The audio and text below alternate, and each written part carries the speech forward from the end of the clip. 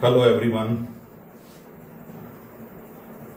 Last time we are discussing about the units of rate constant, and we have discussed the units, but we left with that if the concentration of, or we can say, reactants are in the gaseous state, then the concentration of reactant is taken as in the form of pressure, or the units of pressure are atmosphere and bar. Because in last video we have discussed that the when the concentration units are moles per liter. Now here the reactants are gaseous, and its concentration are expressed in atmosphere or bars, and then the rate of constant reaction units becomes, that is units of the rate constant for the gaseous reactions. And in gaseous reaction the concentration is expressed in terms of pressure, and units of pressure are bar or atmosphere. Units of pressure are bar or atmosphere. Then the units of K can be written, that is rate constant is written as, that is for nth order. If there is a nth order, that is it may be 0, it may be first, it may be second, any order, then order is equal to K. यहां पे हमने use किया था concentration की power 1 minus n into second inverse. अगर हम concentration को जो है यहाँ गैसीय प्रोडक्ट को एटमॉस्फेयर मेंशन कर रहे हैं, तो एटमॉस्फेयर की power 1 minus n second inverse. अगर बार मेंशन करेंगे, दैट इज बार की power 1 minus n second inverse. So for first order reaction, that is n equal to 1, then k is equal to atmosphere 1 minus 1, n की value put कर दो यहां पे, we get किसी ये आ जाएगी पावर 0. तो जब पावर 0 होती है तो इट बिकम्स 1, तो 1 into second inverse, that mean second inverse. For second order that is n equal to k is equal to atmosphere की पावर 1 माइनस 2 सेकेंड इनवर्स, और 1 एटमॉस्फेयर की पावर माइनस 1 और सेकेंड. एटमॉस्फेयर की जगह हम बार भी लिख सकते हैं, एटमॉस्फेयर की जगह हम बार भी लिख सकते हैं. तो you may take atmosphere, you may take bar. And for third order atmosphere की power 1 minus 3, it is 1 minus 3 second inverse, और एटमॉस्फेयर की power minus 2 second inverse. So in this way we can calculate the units of the rate constant for in the gaseous reactions. And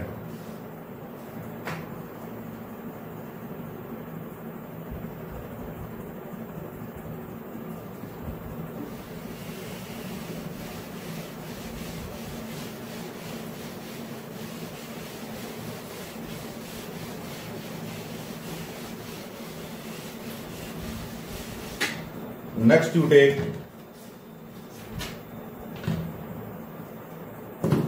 molecularity of reaction.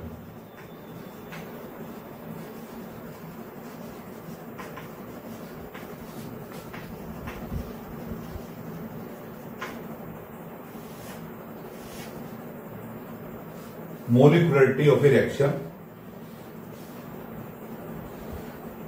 it is the number of reacting species colliding with each other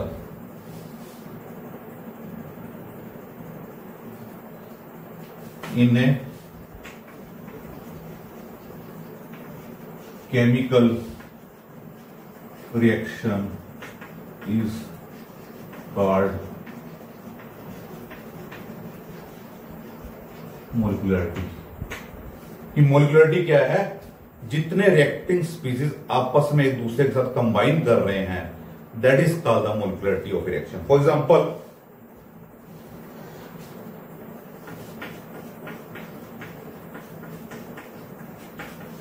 NH4NO2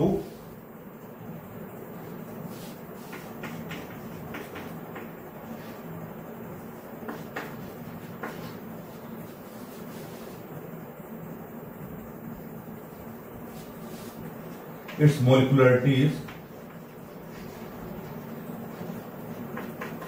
1 because only one reactant is there, because we have said that the number of reacting species जो react कर रहे हैं आपस में, its molecularity is 1. Similarly,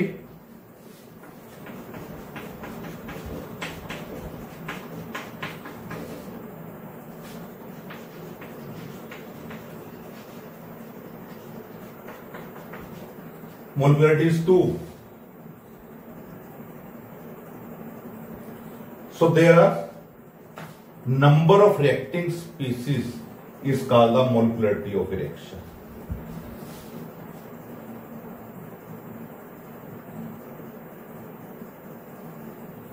तो इसमें हमने देखा कि जितने भी रिएक्टेंट, चाहे इसमें एक था चाहे इसमें दो था, ऐसे 3 वाले हो सकते हैं। जितने रिएक्टिंग स्पीसीज आपस में हैं और वो कोलाइड कर रहे हैं, that is called the elementary reaction.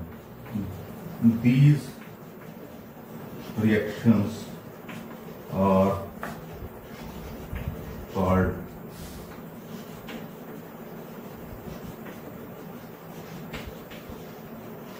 elementary reactions.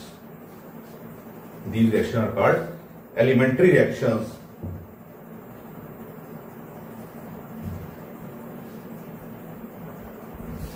Now we take another example.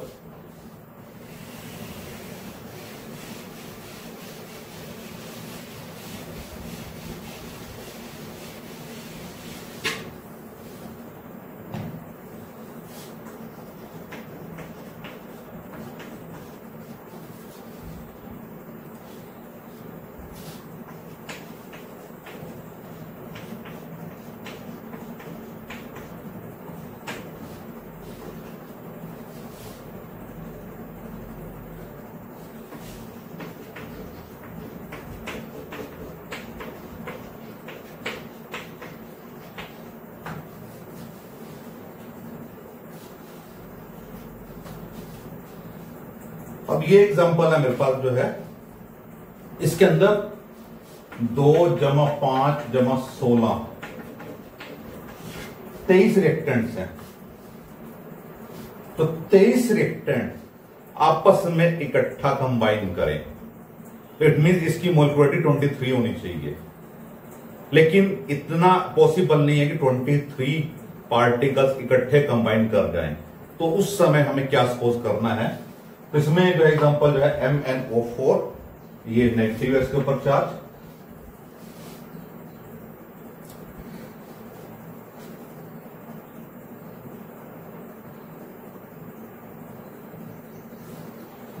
तो ऐसी रिएक्शंस जिनमें नंबर ऑफ रिएक्टिंग स्पीसीज ज्यादा होते हैं, उनमें आपस में कोलाइड करने की पावर जो है कम हो जाती है। तो उसमें जितने नंबर ऑफ मॉलिक्यूल्स आपस में कंबाइन करेंगे फर्स्ट स्टेप के अंदर, तो उसको हम उसकी मॉलिक्युलरिटी करते हैं। So the possibility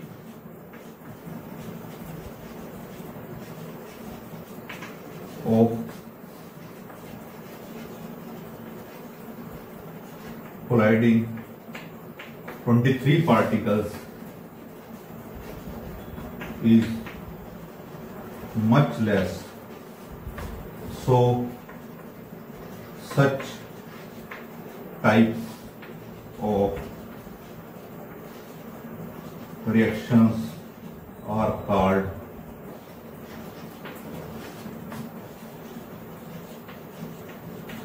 complex reactions। तो ऐसी रिएक्शंस को कॉम्प्लेक्स रिएक्शन कह के चलते हैं हम लोग जो है, जिनमें नंबर ऑफ रिएक्टिंग स्पीसीज ज्यादा होते हैं। तो उनको जो है फिर हम नंबर ऑफ स्टेप्स के अंदर इन्वॉल्व करते हैं। तो यहां पे 23 जो फर्स्ट स्टेप के अंदर इन्वॉल्व होंगे, उसको फिर हम उसकी मोलिकुलरिटी की बात करके इसमें आगे ले रहे हैं हम जो है difference between order of reaction and molecularity of reaction. तो हमने ऑर्डर ऑफ रिएक्शन भी कर लिया, मोलिकुलरिटी ऑफ रिएक्शन भी कर लिया, इन दोनों के बीच में डिफरेंस लेके चलेंगे अब हम जो है। तो इसमें क्या होगा, ऑर्डर एंड मोलिकुलरिटी को जो है हमने जो है अलग अलग पॉइंट। तो फर्स्ट ऑर्डर के अंदर जो है it is the sum of the coefficient of the reacting species in a rate equation, कि रेट इक्वेशन के अंदर जो रिएक्टिंग स्पीसीज थे उसका sum alpha plus beta plus हमने गैमा किया था जो है, तो उसको हमने जो है यहाँ पे जो है ऑर्डर ऑफ रिएक्शन कहा था।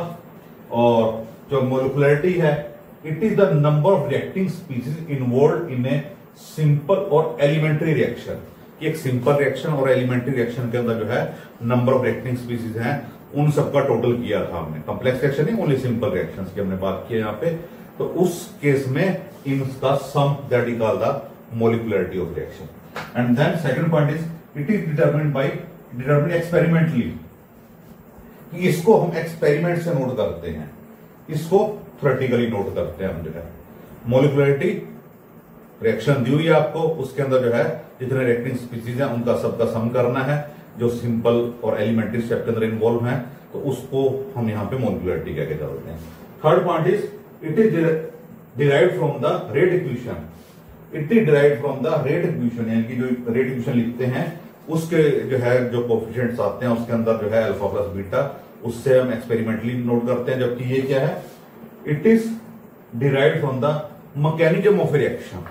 मैकेनिज्म क्या होती है कि जब हम कोई भी रिएक्शन की बात हो रही है कि हम उसके अंदर क्या क्या स्टेप्स फॉलो हो रहे हैं, कितने स्टेप्स इन्वॉल्व हो रहे हैं उसके अंदर जो है, उन सब स्टेप्स का जो है स्टेप बाय स्टेप डिटेल को हम मैकेनिज्म कहते हैं। तो हम मैकेनिज्म के बेस के ऊपर जो है इसको जो है नोट कर सकते हैं मोलिकुलरिटी रिएक्शन को।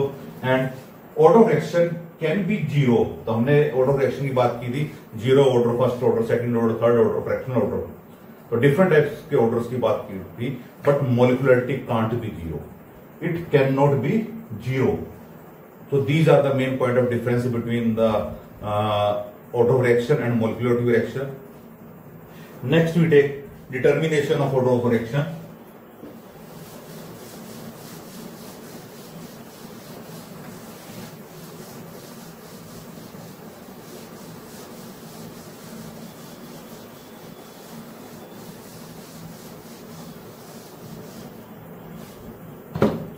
Determination of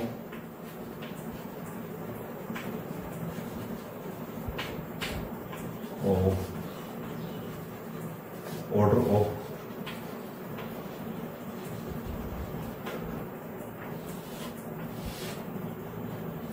कि ऑर्डर ऑफ रिएक्शन को हम कैसे निकाल सकते हैं, उसके लिए हमारे पास डिफरेंट मेथड है। First is graphical method,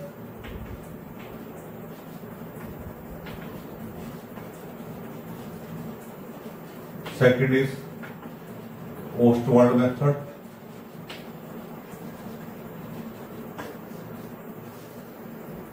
third is initial rate method,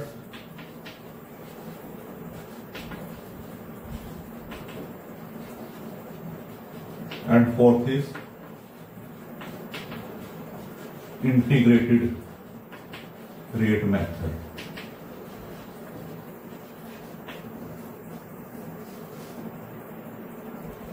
तो यहां पे चार मेथड हैं ऑर्डर रिएक्शन को कैलकुलेट करने के लिए। हम इसके अंदर जो है इंटीग्रेटेड रेट मेथड से जो है इसको निकालेंगे जो है। तो हमने जीरो ऑर्डर और फर्स्ट ऑर्डर का रेट निकालना है, तो उसके बारे में हम यहां पे अब जो है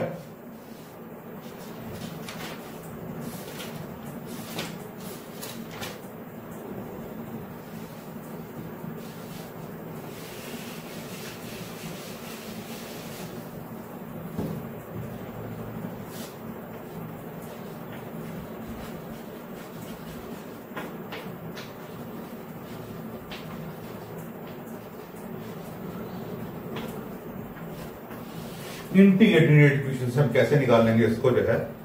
तो इसके लिए हम सबसे पहले जीरो ऑर्डर रिएक्शन सपोज करेंगे।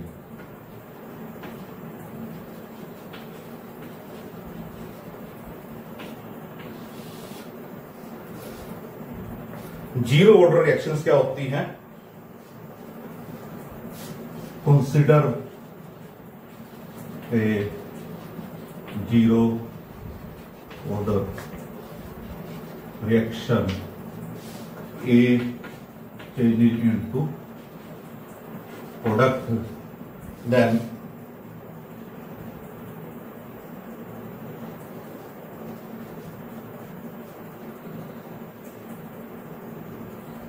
Reaction rate is equal to, अब ये रिएक्टेंट है, रिएक्टेंट की कंसंट्रेशन डिक्रीज होती है, so change in concentration with the time, तो it means minus D A upon D T is equal to के into concentration of A. It is a zero order, so power is 0 or maybe equal to 1.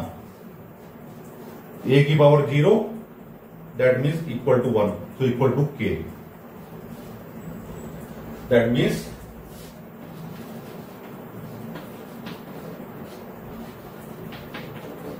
negative sign shows that it is the reactant concentration. So decrease in concentration of reactants. Now, or we can say minus dA is equal to K into dt, or D concentration A equal to minus K into dt. यहां हमने dt को हम इधर ले गए, ये बन गया. अब यहां नेगेटिव साइन को हम इधर ले गए, माइनस के dt बन गया. Now on integrating both sides,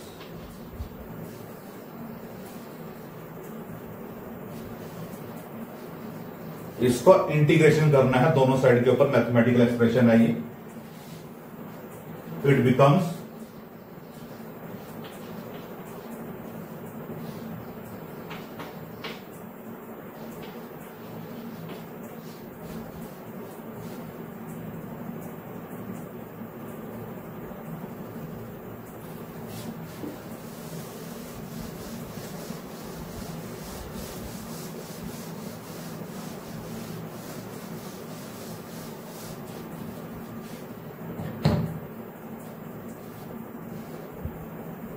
is equal to concentration of A is equal to K integration of T into T plus I, where I is called the constant of integration. हम यहां पे साथ में zero भी लिख सकते हैं, zero को इंटीग्रेशन भी कर सकते हैं. तो जीरो, क्योंकि किसी कांस्टेंट का अगर इंटीग्रेशन करते हैं तो जीरो हमने लिया, जीरो की जगह हमने यहां पे अप्लाई कर दिया कांस्टेंट ऑफ इंटीग्रेशन. ये मैथमेटिकल एक्सप्रेशन में करवाया जाता है जो मैथ्स के अंदर है. So where I is called the constant of integration, the value of I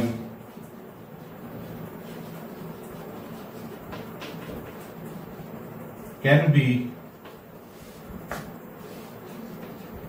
calculated as when t is equal to 0. अगर t 0 होगा हमारे पास जो है, तो यहां पे हम इसको पुट करेंगे, जो ये रिलेशन आएगा हमारा a 0 equal to k into 0 plus i, और i इज इक्वल टू, तो इंटीग्रेशन कांस्टेंट की हमने यहां पे वैल्यू निकाल दी, दैट मींस जो इनिशियल स्टेज के ऊपर थी. तो अगर हम इस वैल्यू को यहां पे पुट करेंगे तो concentration A is equal to के टी, या माइनस साइन के साथ में होगा,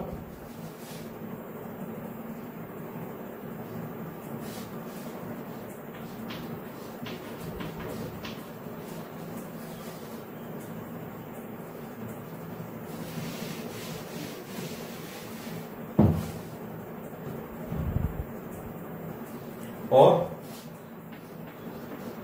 के टी इज इक्वल टू ए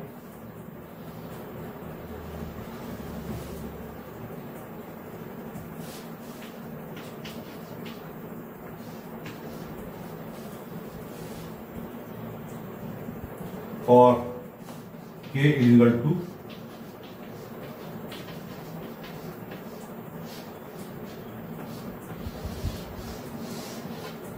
ये K आ गया जीरो ऑर्डर के लिए। Initial concentration minus particular time के ऊपर जो कंसंट्रेशन होगी अपॉन टाइम, तो हम यहां से K निकाल सकते हैं, that is the rate constant.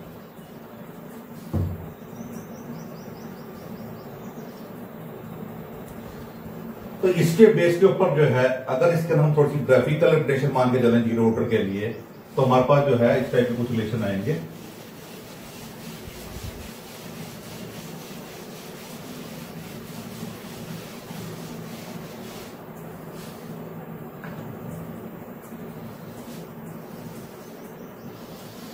अगर हम कंसंट्रेशन और टाइम के बीच में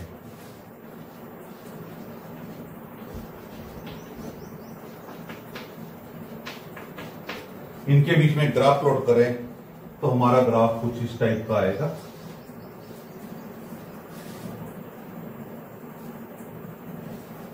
अगर हम जो है रेट और कंसंट्रेशन के बीच में ग्राफ करें, तो हमारा इस टाइप का ग्राफ आएगा। इसके अंदर जो है ये ग्राफिकल नोटेशन है जीरो, इसके लिए ग्राफिकल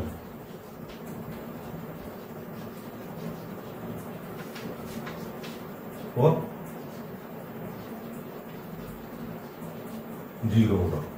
तो जो हमने रिलेशन अभी निकाला था उसके बेस के ऊपर एक ग्राफिकल नोटेशन है।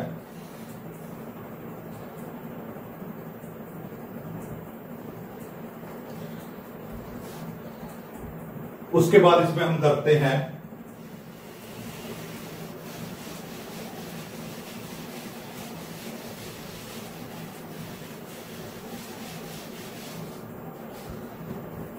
Half life for zero order reaction. Half life का क्या मतलब होता है कि जब ए जो है A0/2 के इक्वल होता है, तब हम उसको उसकी हाफ लाइफ कहते हैं। तो हम रिलेशन क्या किया था, K = A माइनस A0/T, ये हमारा रिलेशन था।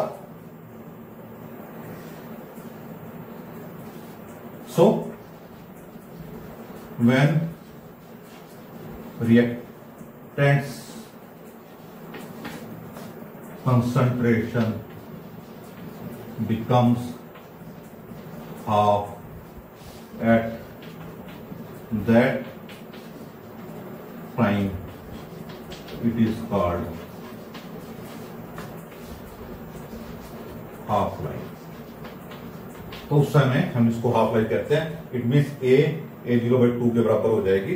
तो अगर हम इसके अंदर A0 की वैल्यू पुट कर देंगे तो क्या आ जाएगा हमारे पास, K = A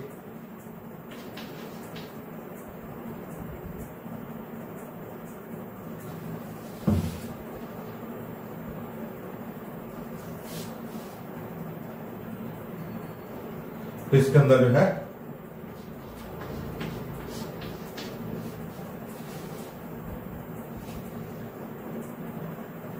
और वी कैन से और T half equal to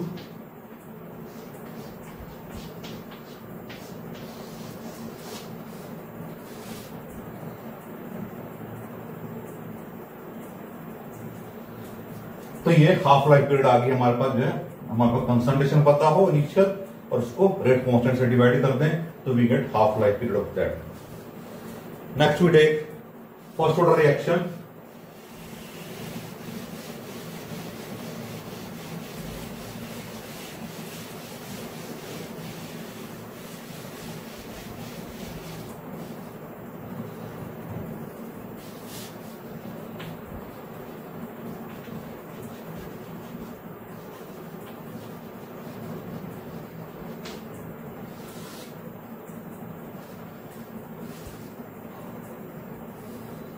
Let us consider a reaction A changing to product, then minus D/T dt equal to k into concentration की पावर 1।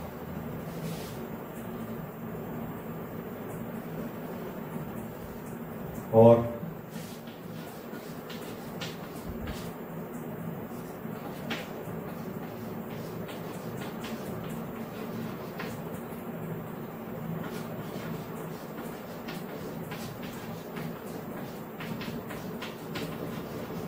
क्या किया हमने, इस a को इसके नीचे ले और dt को इधर लेके आ जो है, तो ये फर्स्ट ऑर्डर रिएक्शन है, तो हमारे पास ये रिलेशन आ गया जो है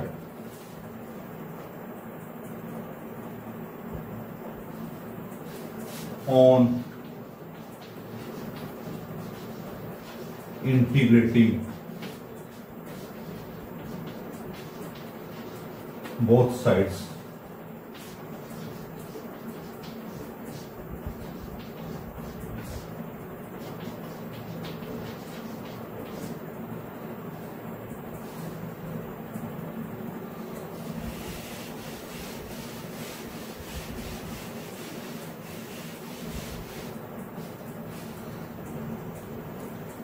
minus L N A concentration equal to के इंटू टी प्लस आई। तो ये इंटीग्रेशन करोगे तो लॉग यहां पे एल एन की फॉर्म के अंदर लिखा है मैंने, यहां पे इसका बेस ई है, इसको फिर यहां पे अगर हम जीरो मान लें तो जीरो की अगर इंटीग्रेशन करते हैं तो एक कांस्टेंट आता है, so I is here also a constant of integration and its value can be calculated as when t equal to 0 then I is equal to minus ln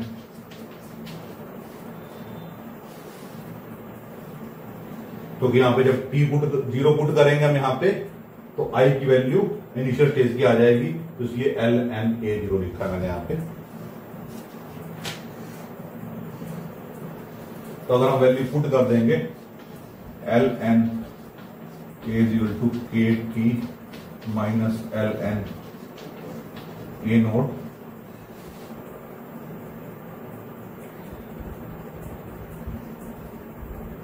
और के T is equal to L N A naught minus L N A,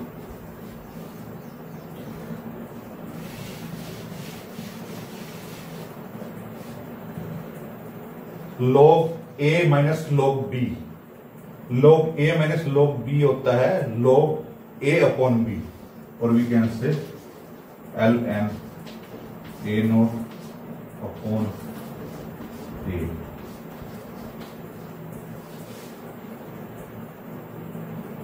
और k is equal to L N A naught upon a into 1 upon b। तो ये k की value जो है हम first order के लिए यहां से निकाल सकते हैं जो है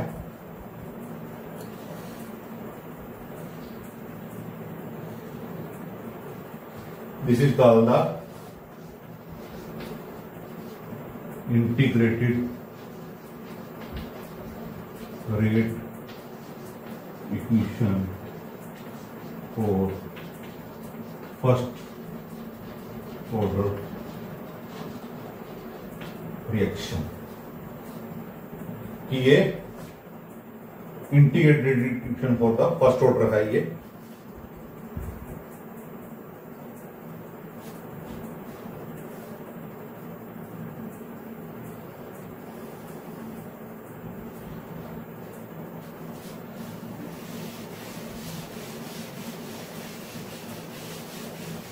तो हमने जो रिलेशन निकाला k is equal to 1 upon t l N A naught upon A concentration that is called the integrated equation for the first order.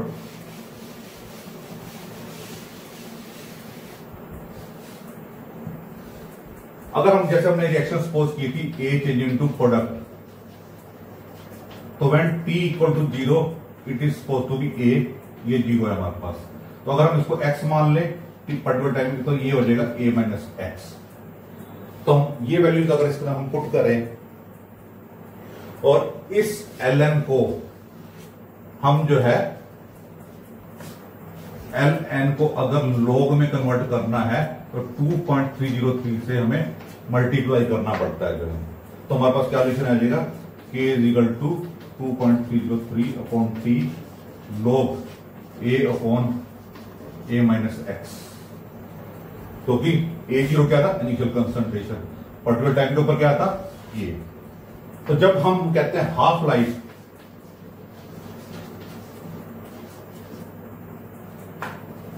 when we call it is half life, then x is equal to a by 2, then k is equal to 2.303 upon t log a upon a minus a by 2, or we can say 2.303 t log 2.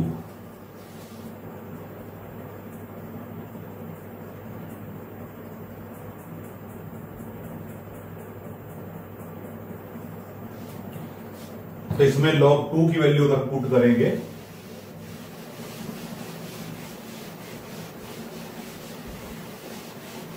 log 2 होता है 0.301, तो t क्या आ जाएगा हमारे पास, और we can say k is equal to 1/2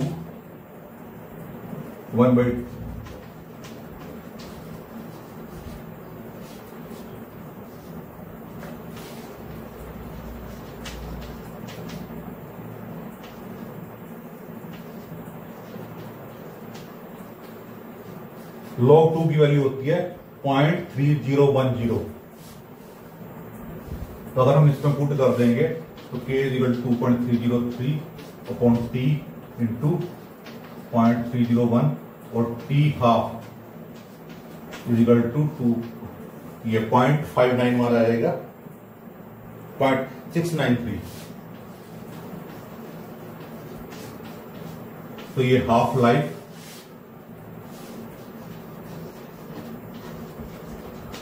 for first order reaction.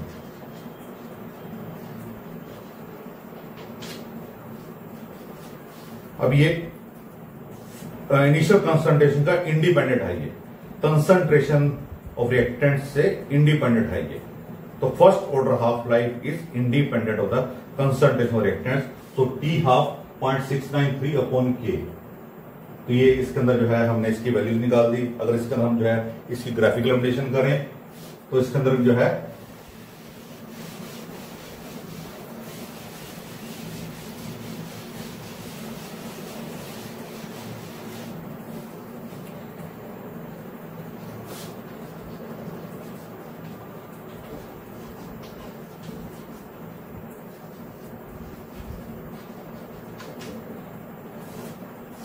इसमें भी अगर टाइम और लोग ए कंसंट्रेशन को अगर प्लॉट करें तो हमारा ग्राफ कुछ इस टाइप का आता है। और अगर हम जो है टाइम और लोग ए नोट अपॉन ए के बीच में ग्राफ प्लॉट करें तो कुछ इस तरह ग्राफ आता है हमारा जो है। तो ये हम जो है ग्राफिकल रिप्रेजेंटेशन की बात करते हैं, इसके अंदर जो है that is for first order reaction जो है हम इनके बेस के ऊपर जो है इनको जो है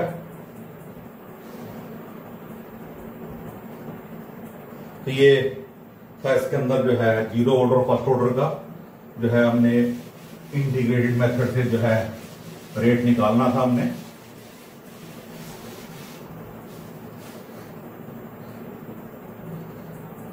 Now calculation of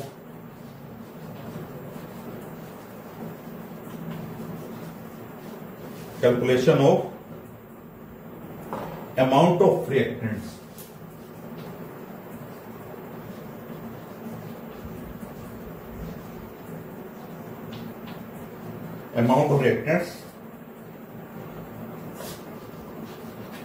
left after nth, or we can say n half lives.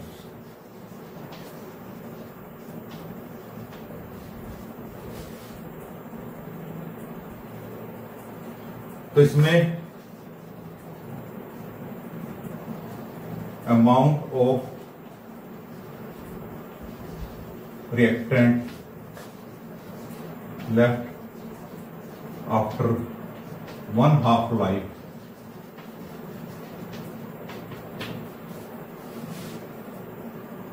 is given by A0 by 2,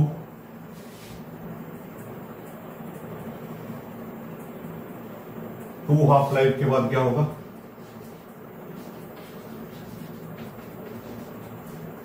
A0 by 2 का स्क्वायर, 3 हाफ लाइफ के बाद क्या होगा, A0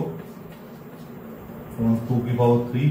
तो ये वैल्यूज अगर हम पुट करें तो ऑटो फ्रैक्शन क्या आएगा इसमें जो है, then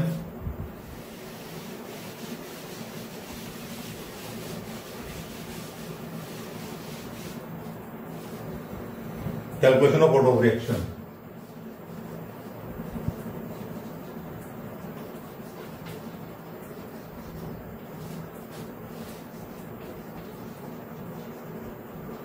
calculation of auto reaction for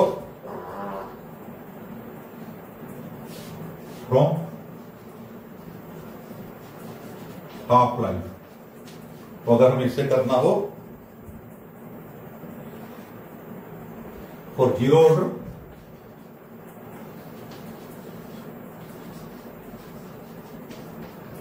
P half is equal to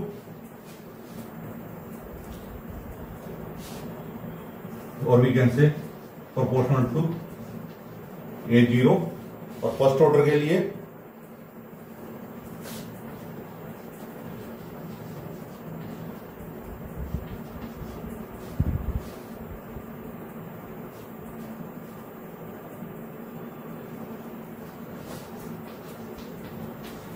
E note का इंडिपेंडेंट था ये।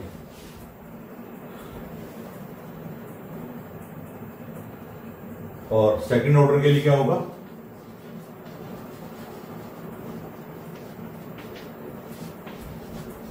A नोट की पावर -1।